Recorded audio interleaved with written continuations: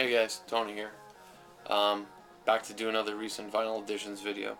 I was gonna wait to do one because I'm expecting a handful of really cool records, some stuff I've wanted for a long time. Um, but one LP came today, and I'm real excited about it. So I figured I'd make a video show what I've picked up in the last week or so, and this new one that just arrived.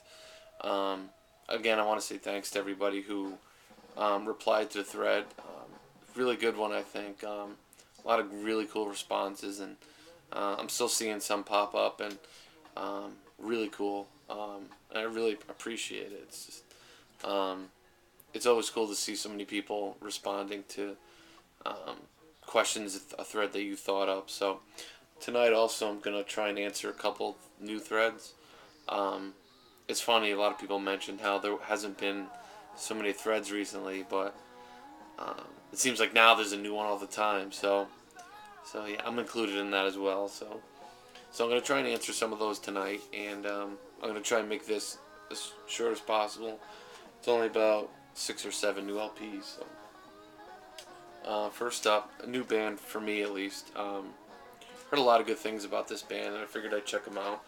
And this is their debut. I hear a lot of things like they're compared to the White Stripes. And after hearing this, and after checking them out a little bit online too before I bought this, I don't really see the similarities, maybe slightly, but I think it's only because this band is also a duo, and a guy and a woman. So it's the Kills. It's their first album, Keep on Your Mean Side, and I gotta say, at first I wasn't really that impressed with this. That first side of this is, I thought it was so-so, but after listening to the whole thing through to the second side, I really started liking their sound and everything. I gotta say, I probably prefer the B side on this. So, but you never know. Albums change like that. Um, some albums I always like the A side, and the B side I was like, you know. London Calling is a good example of that. The A side I loved, and the B side I was always like, it's so.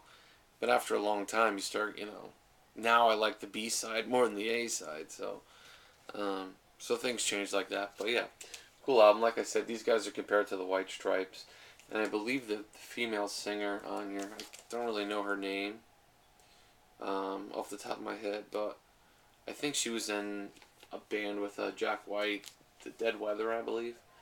Um, Great singer too. I mean, I think I liked it a little bit more when it was the two of them kind of singing at the same time, like duets and stuff. But yeah, really cool, creative album. Not so heavy blues on this one, I think, but definitely there's undertone of blues on here, and it's really um, like really muddy, dirty kind of sounding blues, and I don't know. I think it's a cool record so far. So pretty neat stuff. This one here, I picked up. I just said, "What the hell?" I'd check it out. But it's the Brian Jonestown Massacre, and This Is Our Music. Not their best album, but still pretty good. I like it a lot. A lot of cool sounds going on here. There's a little bit more. I don't want to say a little more electronic stuff going on, but maybe a little bit. I'm not sure also how many of these are pressed, but I read that if the copy you have has the wrong way and the right way, which are basically it begins and ends with an answering machine message, voicemail message on here, that you have an original, and this has that. Which again, this could have only been pressed once in any LP. If you have this, it's an original. I have no idea, but yeah, still pretty cool. So, not too bad. Brand new too. So, um, this one here, Baraba Jaggle by Donovan. Really cool original copy. In decent condition. It was only like $5. There's a little bit of surface noise on it, but still not too bad. And a great album by him.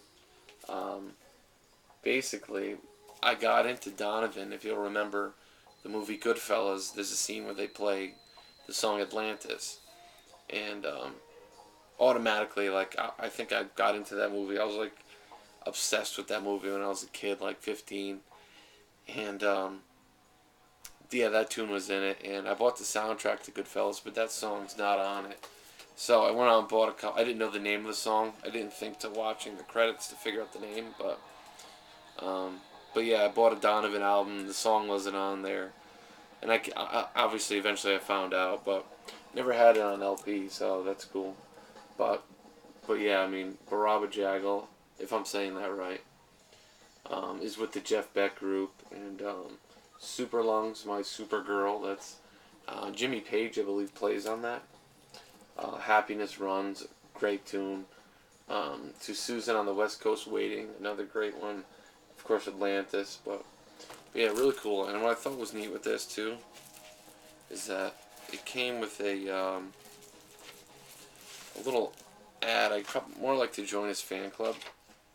Just a little copy sheet here, and it's basically him talking about how he wants to start like a quarterly newspaper, with containing things like poetry and different things like that, and it was going to be called Donovan's Isle.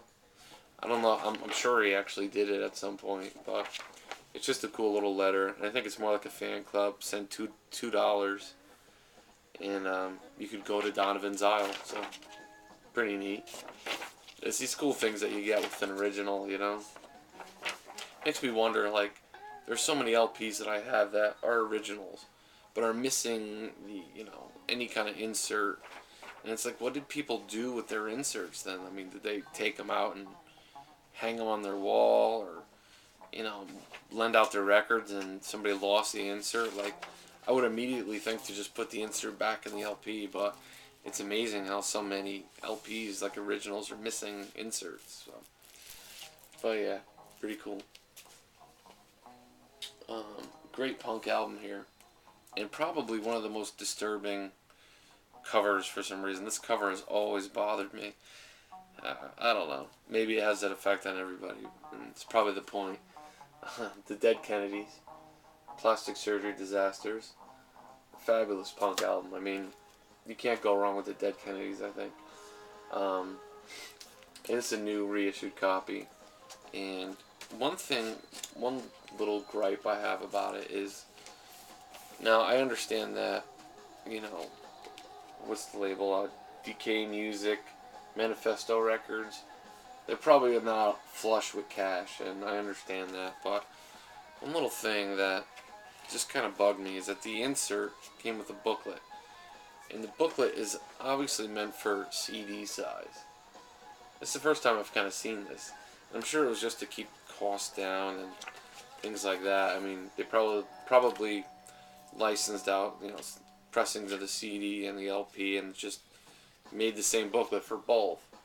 But it just kind of takes away from the whole vinyl thing. I mean, I don't know, I've never seen an original, so I don't know if the book that came with the original is full size. Maybe if one of you guys know, you could tell me. But yeah, I don't know. I could be wrong. I mean, the original could have came with this size book, but I kind of doubt it. But yeah, still a great album. And another thing too, I shouldn't complain, because a lot of these punk reissues are very good, very reasonably priced. You can pick up a new Black Flag, or Dead Kennedys, or Bad Brains LPs for like $10 to $12 brand new. So it's not a bad price. So this one here was featured on Big Star 1000, his obscure classics, and I came across a copy at the store, and I just quickly grabbed it. I didn't even think twice about it. Jack Bruce, Songs for a Tailor, and I gotta say, really great LP by him. Of course, Jack Bruce from Cream, and he actually did some work too with Robin Trower, which is also excellent. But yeah, really cool LP. I guess this was released in 1969, and I'm pretty sure this is an original as well. Released on Atco, and also has I believe it has a lyric sheet with it. Yeah, just a regular lyric sheet insert. And yeah, for just a couple bucks, not too bad. The tunes, the opening track, "Never Tell Your Mother She's Out of Tune," is awesome. And the second tune, "Fiend from an Imaginary Western," another great song. So I listened to this a couple times. I got to listen to it a little bit more, but so far I like it a lot. In really great condition too. So yeah. Another great punk album too. The Buzzcocks, singles, "Going Steady." Every track on here is excellent, I think. You can again, another band, another punk band you just can't go wrong with. Reissued on Four Men with Beards, and here's the insert, or the sleeve, I should say. "Orgasm Addict," "Whatever Happened to," "What Do I Get?" Love that tune. I think that's probably the first Buzzcocks song I've heard. "Love You More," "Ever Fallen in Love." Again, that was another, probably one of the first tracks I've heard by them. "Harmony in My Head," "Anatomy," just really cool record by them. And I think it's just all their singles compiled to one LP. So I don't know if this was like if they had a debut, if they just took their singles and put it on an album. I'm not that familiar with their history, so maybe if any of you guys know that. But yeah, really great album and really nicely pressed too. I found Four Men with Beards. They issue some really cool stuff and they do a good job with it. And lastly, and definitely not least, is one I've been wanting for a long time, and for some reason I just could not find a copy of it that wasn't like crazy expensive, like brand new reissued copy selling for $60 at least. I just had a hard time, but I came across a copy on eBay. Buy it now for like $30, and that was the cheapest I've seen it. Buy it now, brand new reissued. Nick Drake's Pink Moon, and this is just again a classic album and probably at the top of my want list. Now I have other things that that have taken its place quickly, but still beautiful, beautiful album. Very, it's definitely a kind of a sad album. For the most part, it's solo acoustic, with little things that like touches of piano and stuff, but still beautiful album and one I've wanted for a long time. Track for track, I think it's just brilliant, and I'm really glad I finally got a copy of it. Gatefold, here's the inside. Really sad story with this guy too. I mean, I guess he had really bad stage fright, and there's not a lot of footage of him performing live. But still, I don't even think there's a whole lot of photos of him. But still, brilliant, brilliant songwriter, brilliant performer, and finally, really glad I got a copy of this. They issue this on Back to Black reissues, and I think they do a good job. If I could get it out. The Island record label. If you could see that. Still a really cool album, and really glad I finally got a copy of this. A couple people have shown this kind of recently. I think I saw it in Nathan Morales. He had a video, and I just happened to notice it in the background. And Dan in Canada showed it as well. But yeah, I've been looking for this for a long, long time, and definitely psyched. So yeah, that's it, guys. Like I said, I got some cool stuff coming in the mail, and I'll show it once everything comes in. So leave me some comments. Let me know what you think, and thanks for watching.